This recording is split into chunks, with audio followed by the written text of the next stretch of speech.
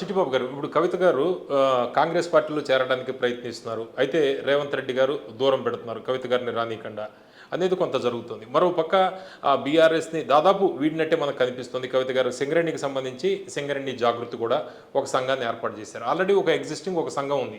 తెలంగాణ సింగరేణి గని కార్మికుల సంఘం ఆల్రెడీ ఉంది. కొత్తగా ఈవిడ ఒక సంఘాన్ని ఏర్పాటు చేశారు. కాంగ్రెస్కి లో చేరేందుకు ప్రయత్నిస్తున్నారు. ఏంటి కాంగ్రెస్లో చేర్చుకునే అవకాశం ఉందా? కాంగ్రెస్లో చేరే ప్రతి ఎంత కాంగ్రెస్ వ్యూహరచన అండి ఇది. కాంగ్రెస్లో చేరే అమ్మాయి కాంగ్రెస్లో చేరే ప్రతి ఎందుకంటే ఈ కొత్త పార్టీ పెడుతుందా? మొత్తం పెడితే కొత్త పార్టీ పెడితే అవసరం అయితే అంత ధైర్యవంతురాలే. కానీ ఈ కాంగ్రెస్లో చేరి షర్మిలాగా తప్పుటడుగు చేయదు. ఇప్పుడు ఏంటి డ్రామా? అసలు ఈ డ్రామాకి సృష్టికర్త కాంగ్రెస్. ఈ కోవర్ట్ అనేవాళ్ళు కాంగ్రెస్ నుంచే పార్టీలోకి కాంగ్రెస్ ఎట్లా అవుతుంది? కాంగ్రెస్ వాళ్ళు టీఆర్ఎస్ తీర్థం పుచ్చుకున్న బ్యాచ్ వాళ్ళు ఈ పేపర్ లీక్ చేయటం ఇది బయటపడుతుంది. బయటపడితే మేము చేయటం ఏంటి? వాళ్ళ కుటుంబాన్ని చేర్చడానికి మేము ఎందుకు ప్రయత్నిస్తాం? మా పార్టీలోకి రావడానికి సిద్ధంగా ఉంది. ఈ ముందు ప్రిపేర్ చేస్తుంది కాంగ్రెస్, ఆ వ్యూహాన్ని ప్రిపేర్ చేస్తారు. అంతే తప్పితే ఆ అమ్మాయి ప్రజాస్వామ్యం సార్. ఆ పార్టీలో ఇవాళ అమ్మాయి చేసిన పని వల్ల ప్రజలు ఆలోచిస్తున్నారు. ప్రజాస్వామ్యం ఉంది ఆ పార్టీలో. కాంగ్రెస్ లాగానో బీజేపీ లాగా కాకుండా ప్రజాస్వామ్యం. ఒక అధినాయకుడు మాట్లాడిన ఒక మాటలో తప్పులు బేరీస్ చేసి ఇది బాగా మాట్లాడారు, ఇది ఇంకా మాట్లాడాల్సి ఉంది, ఇది మాట్లాడుంటే బాగుండేది అని విశ్లేషించి ఒక ఉత్తరం మరొక నాయకుడు అధినాయకుడు మాటలు విమర్శిస్తూ రాయటం అనేది ప్రజాస్వామ్య లక్ష్యం. అక్కడతో రాగలే కదా దేవుడు దయ్యాలు ఇవన్నీ. ఏముంది కోర్టులు అనడం బదులు అమ్మాయి దెయ్యం ఉంది. ఆయన చుట్టూ కోర్టులు ఉన్నారు అంటాం మామూలు భాషలో. అమ్మాయి కోర్టులు అనుకుంటా దెయ్యాలు ఆయన చుట్టూ ఉన్నారు. దెయ్యాలు కేటీఆర్ గారు కూడా చెప్పారు కదా ఇండైరెక్ట్ గా రేవంత్ రెడ్డి కోవర్టులు ఉన్నారు. ఆ కోర్టు అనే మాట ఈ అమ్మాయి దెయ్యం ఉంది. అంతేగాని దెయ్యాలు ఉన్నారు, దెయ్యాలు కోర్టులు ఉన్నారు. వాళ్ళని ఎవరు కనుక్కోకపోతే అమ్మాయి అడిగింది చాలా కూడా ఆ దెయ్యాలు ఎవరు, ఆ దెయ్యాలు ఆ కోర్టులు ఎవరో మనం కనుక్కోకపోతే పార్టీ నాశనం అయిపోద్ది. ఇలాంటి చర్యలకి పాల్పడే వాళ్ళని ముందు వెలివేయాలి. లేకపోతే డెఫినెట్గా ఏ పార్టీకే నష్టం. ఇలాంటి పార్టీ ప్రయోజనాల కోసమే ఆవిడ మాట్లాడింది లేకపోతే సొంత ప్రయోజనాలు?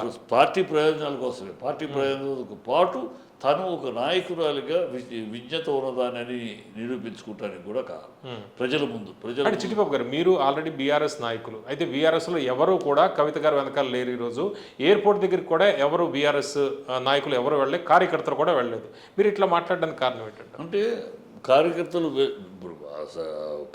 వెళ్ళలేదు. అమ్మాయి జాగృతి నాయకురాలు బీఆర్ఎస్ జాగృతి. సో ఎవరు బీఆర్ఎస్ వాళ్ళు ఎవరు లేరు కదా. జాగృతి గ్యాంగ్ అంతా వచ్చారు కదా. జాగృతి కూడా బీఆర్ఎస్ సొంత వ్యవస్థ, సొంతంగా ఏర్పాటు. జాగృతి పార్టీకి అనుబంధం కాదు కదా. పార్టీకి అనుబంధం. జాగృతి అనేది పార్టీకి సంబంధించిన పెద్ద అందరూ బీఆర్ఎస్ వాళ్ళే దాంట్లో ఉండేది. కాంగ్రెస్ వాళ్ళు ఇంకెవరో కాదు కదా. కాదు అమ్మాయికి అప్పచెప్పిన బాధ్యత జాగృతి. సో జాగృతి మీద ఇప్పుడు సింగరేణికి కూడా జాగృతి వింగ్ మొదలెట్టాలని చేస్తుంది. సో అది బీఆర్ఎస్కి దూరం ఏం కాదు, బీఆర్ఎస్లో భాగమే.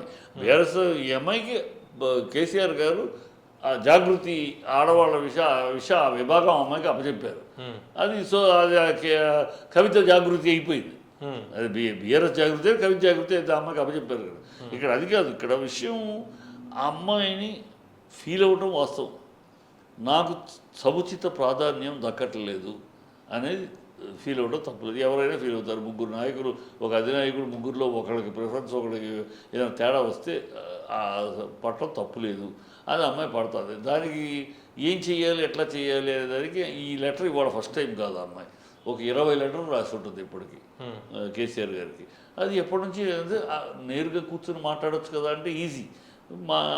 కానీ మాట్లాడే ధైర్యం లేకపోవచ్చు. ఇప్పుడు నేనే ఉన్నాను సార్. నా జీవితంలో మా నాన్నగారు మహాకోపం, మహారథి అంటే అందరికి తెలుసు, ఫైర్ బ్రాండ్ ఆయన. సో నాకు ఏదైనా చిన్నప్పుడు ఏదైనా కావాలంటే ఆయనతో మాట్లాడితే భయం వేసేది. అందుకని లెటర్ రాసి మా అమ్మకి ఇచ్చి, అమ్మ నాన్నకి ఇచ్చి అడుగు అని అడిగేవాడు. సో నాన్న ఆయన పిలిస్తే ఏరా ఏంటని అడిగితే ఒక లేదు, మా అమ్మగా సరే అది చూసే అంటే అయిపోయేది. ఆ ధైర్యం అలాంటి నాన్నతో రాగలే కదా ఎయిర్పోర్ట్లో మా వ్యాఖ్యలు. నాన్నతో డైరెక్ట్గా కూర్చొని మాట్లాడే ఇది అమ్మాయికి లేకపోవచ్చు. నేరుగా మాట్లాడితే గబుకు తడబడితే చిట్టిబాబు గారు, ఎయిర్పోర్ట్లో కూడా దేవుడు చుట్టూ దయ్యాలు ఉన్నారు. ఈ ఎపిసోడ్ మనం చూసాం ఎట్లా నడిచింది అనేది. అదే కవిత గారు మాట్లాడినట్టు బీఆర్ఎస్లో ఎవరైనా ఒక నాయకులు మాట్లాడితే పార్టీలో ఉంచుకుంటారా సస్పెండ్ చేయకుండా? ఏ పార్టీని ఎంత మాట్లాడింది అమ్మాయి? దేవుడు కేసీఆర్ దేవుడు చుట్టూ దెయ్యాలు ఉన్నారు. ఈ కోర్టు ఇప్పుడు కేసీఆర్ అమ్మాయి మాట్లాడి కేటీఆర్ మాటలు దానికి తేడా ఏముంది? కేటీఆర్ ఏమన్నాడు? పార్టీలో కోర్టు ఉన్నాను. ఈ అమ్మాయి ఏముంది? దేవుడు చుట్టూ తీయాలి, దేవుడు వాళ్ళ నాన్న అది కూడా అంత కేసీఆర్ నాకు దేవుడు మా నాన్న దేవుడు చుట్టూ తీయాలి, అది తీయాలే కోర్టులు. ఆయన భాషలో కోర్టు అన్నాడు, ఈ అమ్మాయి తీయాలని. వీళ్ళిద్దరు మాటల్లో తేడా ఏముంది? అదేమీ లేదు. అంటే మీరు చెప్పేది బీఆర్ఎస్లోనే ఆవిడ కొనసాగుతారంటే పార్టీ పెట్టుకోవచ్చు. డెఫినెట్గా బీఆర్ఎస్లో కొనసాగుతుంది, ఖచ్చితంగా కొనసాగుతుంది. ఇది ఒక వ్యూహం, అర్థం కాని వ్యూహం. ఒక కేసీఆర్ గారు వ్యూహకర్త, ఎప్పుడు ఏం చేయాలో ఆయన వ్యూహం ఇది. ఈ వ్యూహంలో ఇప్పుడు ప్రతి వాళ్ళు బీఆర్ఎస్ గురించి చర్చించుకోవాలి, బీఆర్ఎస్ గురించి మాట్లాడుకోవాలి, తీసుకురావాలి. పాజిటివ్గా వెళ్ళట్లేదు కదా దీని పాజిటివ్గా. లేడీస్ బీఆర్ఎస్ లో ఒక చీలిక మూడు పార్టీలు ముగ్గురు ఆడవాళ్ళందరూ సంతోషపడుతున్నారు సార్. ఆడవాళ్ళందరూ జనరల్ లేడీస్ దమ్మున్న ఆడపిల్ల నిలదీసింది వాళ్ళ నాన్నని, వీళ్ళు చేయలేకపోయినంత వరకు మామూలు. దీనివల్ల ఓవరాల్ గా ఈ కవిత గారి ఎపిసోడ్ వల్ల పార్టీకి నష్టం జరుగుతుంది అనేది కదా, ఒక చీలిక పార్టీలో చీలిక వచ్చింది. ఈ చర్చ అంతా కూడా బీఆర్ఎస్ కి నష్టం అంగీకరించట్లేదు సార్. నష్టం జరగదు సార్. ఇది తుఫానులు, టీకప్పులో గాలివాన, టీకప్పులో తుఫాను, ఇది కొంచెం అట్లా ఉంటుంది. ఆ టైం చూసి ఆయన బయటకు వస్తాడు, టైం చూసి కేసీఆర్ గారు బయటకు వస్తారు, ఒక విసురుతారు, సరిపోతుంది. ఇది టీకప్పులో తుఫాను. ఇది కాంగ్రెస్ వాళ్ళు సృష్టించారు, వాళ్ళకి బూమరంగ్ అయింది. కాంగ్రెస్ వాళ్ళు సృష్టించారు, అలా భద్రాలు చేయాలి, ఈ పార్టీని చేయాలి అని వాళ్ళకి ఇప్పుడు వాళ్ళకి అంతే. కాంగ్రెస్ ఎప్పుడు చీల్చడము, విభజించడం, పాలించడమే కదా. వాళ్ళు ఏదో చెయ్యాలి, వాళ్ళు ప్లాన్ వేసుకున్నారు, అది బూమరంగ్ అయింది, ఖచ్చితంగా బూమరంగ్ అయింది వాళ్ళది. ఈ లెటరు అనేది ఇది ఎలాంటి లెటరు? చాలా పద్ధతి గల లెటర్, ఎక్కడా తప్పుడు మాటలు లేవు, ఎక్కడా తప్పుడు మాటలు ఉన్నాయి. సో ప్రజల్లో వాళ్ళు అందుకనే ఇప్పుడు డ్రామా ఆడుతున్నారు. కాంగ్రెస్ టోటల్ డ్రామా ముందస్తుగా మా పార్టీలోకి రాబోతుంది. ఎవరు చెప్పారు నీ పార్టీలోకి వస్తాను నీతో మాట్లాడింది? వాళ్ళు పార్టీకి వస్తారు అనట్లేదు, పార్టీకి ఆవిడ సిద్ధంగా ఉన్నా కాంగ్రెస్ పార్టీ వద్దంటోంది. నీ దగ్గరికి వస్తారంటే కదా వస్తే అదే చెప్తాం. వాళ్ళు ముందస్తుగా ఏదో మనం సిద్ధంగా లేము, వీళ్ళని ఎవడు ఉన్నవాడే వెళ్ళిపోవడానికి సిద్ధంగా ఉన్నాడు సార్. రేవంత్ రెడ్డి ఇప్పుడు ఎప్పటిదాకా ఉంటాడో సీఎంగా తెలియదు.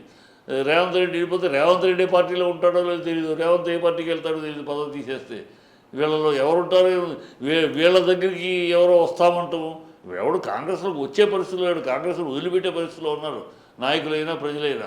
ఆల్రెడీ ప్రజలు వదిలేస్తున్నారు, నాయకులు తప్పదు కనుక ఉంటారు. వాళ్ళు కూడా ఒక్కొక్కళ్ళు జారుకుంటే గతి లేదు.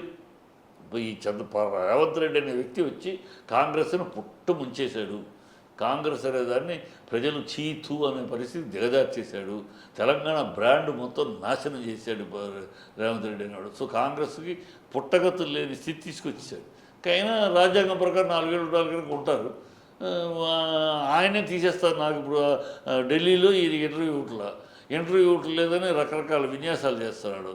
ఈ మంత్రివర్గ విస్తరణకి అక్కడ ఆమోదం పొందాలని చెప్పేసి అదొక డ్రామా. దీని ద్వారా అపాయింట్మెంట్ అది రాహుల్ గాంధీ అపాయింట్మెంట్ ఇవ్వట్లేదు, అయిపోయింది ఇతని ద్వారా అందాల్సిన సూట్ కేసులు అందేసినాయి. ఈయనకి ఇంకా సూట్ కేసులు అందించే స్తోమత కానీ స్థాయి కానీ ఈయనకి లేదు. ఎందుకంటే ఈయన గతంలో పెద్ద ఇండస్ట్రియలిస్ట్ కాదు, పెద్ద మంత్రి చేసేవాడు కాదు, సడన్గా 7 సీఎం అయిపోయాడు. అంత ఆ కాంటెస్ట్ అదే కోమటిరెడ్డి వెంకటరెడ్డి ఆల్రెడీ మినిస్టర్ చేసేవాడు, ఆల్రెడీ ఇండస్ట్రియలిస్టు, అతనికి పెద్ద ఇండస్ట్రియల్ సర్కిల్లో బాగుంది. ఇప్పుడు ఆయన బలమైన సూట్ కేసులు, ఘనమైన సూట్ కేసులు అతను రెడీ చేస్తున్నాడు. కాంగ్రెస్కి ఎవరు బలమైన సూట్ కేసు ఇస్తే వాళ్ళే నాయకుడు. ప్రజలను బట్టి ఇంకోటి బట్టి కాంగ్రెస్ డిఎన్ఏ అది. కాంగ్రెస్ డిఎన్ఏ ఎవరు మంచి మూటలు ఇవ్వగలరో వాళ్ళు ఉంటారు, వాళ్ళు ఉన్నంతకాలం ఉంటారు. అంటే ఈ గందరగోళంలో ఉంది కాబట్టి జనాన్ని కన్ఫ్యూజ్ చేయడానికి కవిత గారు తీసుకొచ్చారు. 100% ఈ గందరగోళాన్ని ప్రజలు దృష్టిలో కాంగ్రెస్ అంతా అస్తవ్యస్తంగా ఉంది కనుక దాని నుంచి డైవర్ట్ చేసి ఏదో ప్రజలు ఏమి డైవర్ట్ అవ్వరు. ప్రజలు మీ కాంగ్రెస్ని ఎండగట్టడానికి సిద్ధంగా ఉన్నారు. కాంగ్రెస్ దుర్మార్గమైన పార్టీకి మనం చేయందించాం, సింహాన్ని కూర్చోబెట్టుకుని చిట్టిలుగులకి అధికారం ఇచ్చాం, మన తెలంగాణ బ్రాండ్ పోయింది, నాశనం చేశారు, వీళ్ళు తిట్టుకుంటున్నారు, శాపరాధాలు పెడతారు కనుక దాని నుంచి తప్పించుకోవడానికి డైవర్ట్ చేయడానికి ఈ డ్రామా, అంతకన్నా ఏమీ లేదు.